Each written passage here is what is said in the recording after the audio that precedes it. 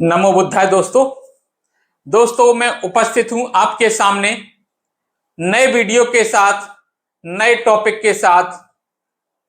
और दोस्तों, आज विश्व में अनेक जगह पर युद्ध हो रहे हैं। कहीं व्यापार की वजह से हो रहे हैं, कहीं धर्म की वजह से हो रहे हैं। अनेकों समस्याएं हैं लोगों के सामने। तो आज विश्व में किसकी आवश्यकता है? शांति की। और शांति एक ही रास्ता देता है, और वो है बुद्ध के धम्म का रास्ता। दोस्तों, बुद्ध का धम्म ही वैज्ञानिक है और तार्किक भी है। बुद्ध ने स्वयं कहा था कि अप दीपो भव, यानी अपना दीपक स्वयं बनो। बुद्ध ने कहा था कि मेरे बाद अनेक लोग तुम्हें भ्रम जाल में फंसाने के लिए आएंगे। आप उनकी बातों पर भरोसा न करना जब तक कि आप तर्क की कसौटी पर उनको न कस लो। उन्होंने कहा, मैं भी जो बात कहूं उस पर भी आंख मूंद कर भरोसा मत कर लेना जब तक वो आपके तर्कों पर, आपकी तार्किक शक्ति पर वो खरे ना उतरें। तो ऐसे थे बुद्ध। दोस्तों, आज मैं बुद्ध की ही बात करूंगा। उनको नया प्रकाश कैसे मिला, उनके जीवन में एनलाइटमेंट कैसे हुआ, थोड़ी सी उस पर बात करेंगे, क्योंकि आज के परिदृश्य में यह बहुत ही अधिक प्रासंगिक विषय है। दोस्तों, मेरा आपसे विनम्र आग्रह है, अगर वीडियो आपको अच्छा लगे तो लाइक कीजिए, चैनल को सब्सक्राइब कीजिए अगर आप मेरे चैनल पर नए हैं। तो वीडियो यहां शुरू होता है। संकल्प और आशा के साथ वह उरुवेला को छोड़कर चौड़े मार्ग पर चलते हुए गया की ओर बढ़े। वहां उन्होंने एक पीपल का वृक्ष देखा। उस समय घास लेकर सामने से आते हुए श्रोत्रिय नाम घास काटने वाले ने महापुरुष को 8 मुट्ठी कुश घास दी। गौतम बुद्ध पीपल के वृक्ष के नीचे कुश घास का आसन बनाकर पूर्व दिशा की ओर अभिमुख हो बोधि वृक्ष की ओर पीठ पद्मासन लगाकर बैठ गए। एक चीज मैं बताता चलूं दोस्तों, मार क्या है? आज मार शब्द अत्यंत निम्नतम शब्दों में से गिना जाता है। लूट मार, मारपीट। लेकिन यह था क्या? आप जानते हैं कि पाली प्राकृत में जो शब्द अच्छे हुआ करते थे, उनको बाद में संस्कृत में उनका अर्थ ही उलट दिया गया। जैसे प्रियदर्शी अशोक। प्रियदर्शी का आज आप अगर अर्थ देखेंगे संस्कृत में, तो उसका अर्थ है बकरा, मूढ़। अब आप खुद सोचिए, क्या अपने आप को मूर्ख कहलाना पसंद करेगा? तो दोस्तों, इस तरह से अनेक शब्दों के अर्थ पूरी तरह से बदल दिए गए। तो आज हम मार की भी बात करेंगे। मार से भगवान बुद्ध का युद्ध कैसे हुआ और कैसे उनने मार को हरा दिया, जिससे वो भाग गया। गौतम ने बोधि प्राप्त करने का दृढ़ संकल्प करके स्वयं से कहा, चाहे मेरी चमड़ी, नसें, हड्डियां ही क्यों न बाकी रह जाएं और शरीर में मांस, रक्त क्यों न सूख जाए, तो भी सम्यक संबोधि को प्राप्त किए बिना इस आसन को नहीं छोड़ूंगा। ध्यान साधना के समय के लिए गौतम ने इतनी मात्रा में भोजन इकट्ठा करके रख लिया जो 7 सप्ताह यानी 49 दिन के लिए पर्याप्त था। बोधि वृक्ष के नीचे बैठकर गौतम ने सारी ऊर्जा ध्यान साधना पर केंद्रित कर ली। वहीं वह नागों के राजा काल और उनकी पत्नी सुवर्ण प्रभा निवास करते थे। वे ध्यान मग्न बैठे गौतम के दिव्य दर्शन से अचंभित हो उठे। उन्हें निश्चय हो गया कि वह ज्ञान प्राप्त कर बुद्ध जरूर बनेंगे। दोनों ने गौतम को बंधन कर स्तुति में कहा, हे मुनि, आपके पांव के नीचे छुई हुई भूमि बार बार गुंजायमान हो रही है। आप सूर्य के समान तेज व प्रकाशमान हो, इसलिए आप निश्चय ही बुद्ध होंगे। आकाश में उड़ने वाले पक्षी आपको नमस्कार कर रहे हैं। मंद मंद मलय पवन बह रही है, इसलिए हे कमल सी आंखों वाले बोधिसत्व, आपका संकल्प जरूर पूरा होगा। जब सिद्धार्थ दृढ़ संकल्प लेकर ध्यान साधना में बैठे तो मन के विकारों, बुरे विचारों, बुरी प्रवृत्तियों, बुरी चेतनाओं ने सामूहिक रूप से घेर कर मानो हमला कर दिया, जिन्हें मार या काम कहा गया। दोस्तों समझे कि मार या काम किसको कहा गया? मार, काम, बुरी आदतों को कहा गया। मन में पैदा हो रही कामदेव या मारदेव की सेना रूपी तृष्णाओं ने सोचा कि सिद्धार्थ ध्यान साधना से उनके कब्जे या अधिकार से बाहर निकलना चाहता है। सिद्धार्थ मार के अधिकारों पर हमला करने के लिए तैयार है, ऐसा वह सहन नहीं करेगा। मारदेव पुत्र ने अपनी पूरी सेना को खबर कर महायुद्ध की घोषणा कर दी। गिरी मेखला नामक हाथी पर सवार होकर मारदेव अपनी विशाल सेना के साथ सिद्धार्थ पर आक्रमण के लिए आगे बढ़ने लगी। सिद्धार्थ को यह चिंता होने लगी, कहीं मार सेना युद्ध में उन्हें हरा न दे, कहीं उनके संकल्प को नाकामयाब न कर दे।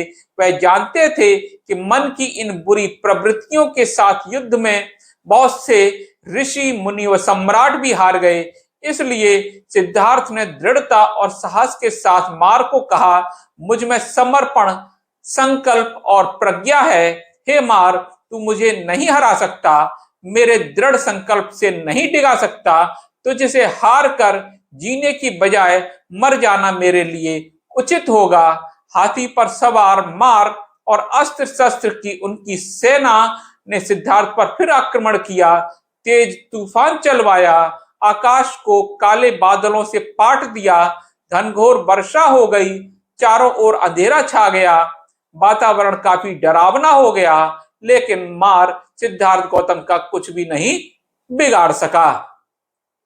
मार तेज हवा, वर्षा, पाषाण, हथियार, धधकती राख, बालू, कीचड़ और घोर अंधेरे से भी बोधिसत्व को न डिगा सका, न भगा सका।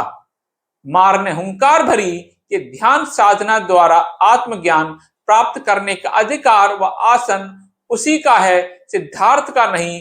मार के शस्त्रधारी सैनिकों ने चिल्लाकर हामी भरी, हाँ हम गवाह हैं। मार ने सिद्धार्थ को ललकारा कि वह आसन से उठ जाए, क्योंकि उसकी इस आसन के योग्य होने का कोई गवाह नहीं है। सिद्धार्थ बोले, मेरे पास कोई जीव साक्षी नहीं है, या पृथ्वी गवाह है, या मेरी दान पारमिता की गवाह है। ऐसा कहकर सिद्धार्थ ने अपने दाहिने हाथ से पृथ्वी को स्पर्श करते हुए कहा, क्या आप मेरे महादान की साक्षी हो? पृथ्वी ने गुंजायमान होकर कहा, हाँ मैं आपकी गवाह हूं। आखिर हार कर मार की सेना भागने लगी। सिद्धार्थ अपनी 10 पारमिताओं को ढाल बनाकर सहज होकर बैठे रहे। वह शांत और स्थित चित्त में पर्वत की तरह अडिग रहे। इस तरह से डराने, धमकाने, रिझाने और मारने की कोशिशों के बावजूद मार सेना सिद्धार्थ को हराना तो दूर, डराने में भी सफल नहीं हो सकी। आखिर में निराश होकर अपनी दुर्गति से क्रोधित होकर वहां से भाग गई। सिद्धार्थ ने सूर्य अस्त होने से पहले ही मार और उसकी पूरी सेना को हरा दिया। राग, द्वेष और मोह की तृष्णा की मार सेना को हराने के बाद सिद्धार्थ का मन बहुत शांत और प्रसन्न हो गया।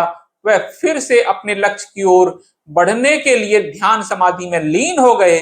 समाधि की गहराइयों में उतरे सिद्धार्थ का चित्त, शरीर, श्वास पूरी तरह से एकाकार हो गए। इस अवस्था में उन्हें जन्म, मृत्यु, सृष्टि, शरीर आदि की कई अनुभूतियां हो रही थीं। दुख, अनित्य व अनात्म की अनुभूति हो रही थी। उस समय बोधिसत्व सिद्धार्थ निरंजना नदी के किनारे बोधि वृक्ष के नीचे पहली अभिसंबोधि को प्राप्त हुए। संबोधि की अंतिम अवस्था को प्राप्त करने के लिए सिद्धार्थ 4 सप्ताह तक निरंतर ध्यान समाधि में लीन रहे। पहली संबोधि के प्राप्त होने के बाद भगवान बोधि वृक्ष के नीचे सप्ताह भर पद्मासन में ही बैठे रहे। उस रात के पहले पहर में प्रतीत्य समुत्पाद का अनुलोम आदि से अंत की ओर और प्रतिलोम अंत से आदि की ओर मनन किया। यह जान लिया कि जन्म, बुढ़ापा, मृत्यु सब अज्ञान के कारण हैं। रात के प्रथम पहर में प्रतीत्य समुत्पाद कार्य कारण को अनुलोम प्रतिलोम से मनन किया। भगवान ने रात में अंतिम पहर में फिर मनन किया। प्रथम से अंतिम संबोधि तक बुद्ध 4 सप्ताह तक ध्यान में समाधि में रहे और 4 अवस्थाओं को प्राप्त किया। पहली अवस्था में उन्होंने कारण और उसकी गहराइयों को, दूसरी अवस्था में एकाग्रता, तीसरी में समता और सजगता और चौथी में उन्होंने शुद्ध समता भाव और समता भाव के से सजगता पर जोर दिया। इस प्रकार उनका चित्त एकाग्र होकर निर्मल शुद्ध हो गया। अपने स्थिर चित्त से उन्होंने अपना सारा ध्यान उन समस्याओं के समाधान की खोज पर लगाया जो उन्हें बार बार आहत कर रही थी। सिद्धार्थ के मन में 2 सवाल थे कि संसार में दुख क्यों है और दुख के कारणों का पता लगाकर उसका विनाश कर मनुष्य को सुखी किस तरह किया जाए।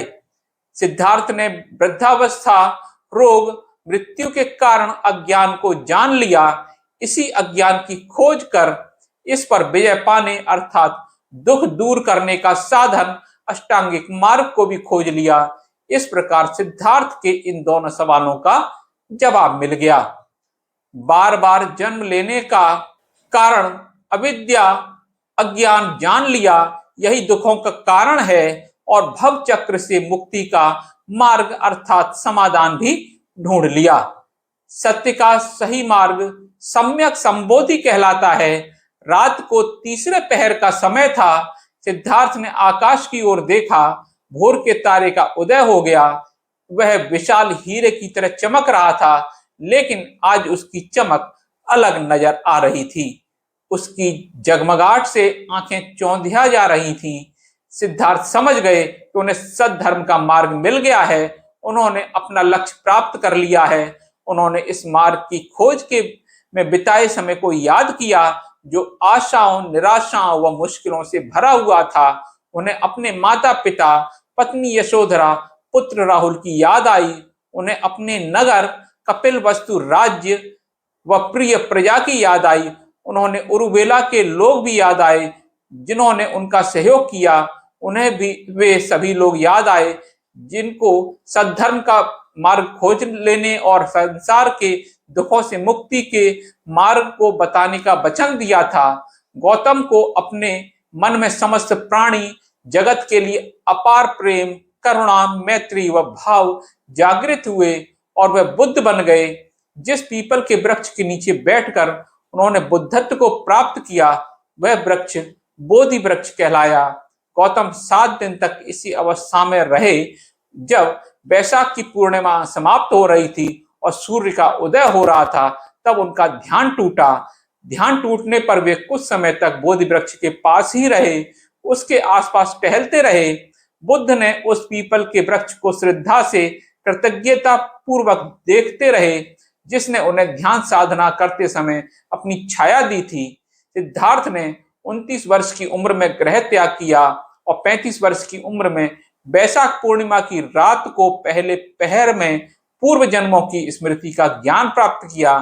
दूसरे पहर में दिव्य दृष्टि प्राप्त हुई। चित्त निर्मल हो गया और वेदनाओं की प्रकृति पर विचार किया। उन्होंने यह जाना कि वे कैसे आती हैं, उन्हें कैसे नष्ट किया जाता है। तीसरे पहर में अविद्या यानी अज्ञान के कारण पैदा होने वाले भव चक्र, प्रतीत्य समुत्पाद का अनुलोम प्रतिलोम मनन किया। उसी समय बुद्धत्व प्राप्त किया, बुद्ध बने और और उसी क्षण सूर्य उदय हुआ। इस प्रकार बोधिसत्व गौतम संबोधि प्राप्त करने के बाद बुद्ध बन गए। दोस्तों, कितना सुंदर वर्णन था, कितना पवित्र वर्णन था, और किस प्रकार भगवान बुद्ध ने संबोधि को प्राप्त किया, एनलाइटमेंट को प्राप्त किया, ज्ञान को प्राप्त किया। दोस्तों, उम्मीद है कि आपको वीडियो अच्छा लगा होगा। अगर अच्छा लगा हो तो इसको लाइक कीजिए, चैनल को सब्सक्राइब कीजिए अगर आप मेरे चैनल पे नए हैं। मिलता हूं अगले वीडियो में, तब तक के लिए नमो बुद्धाय।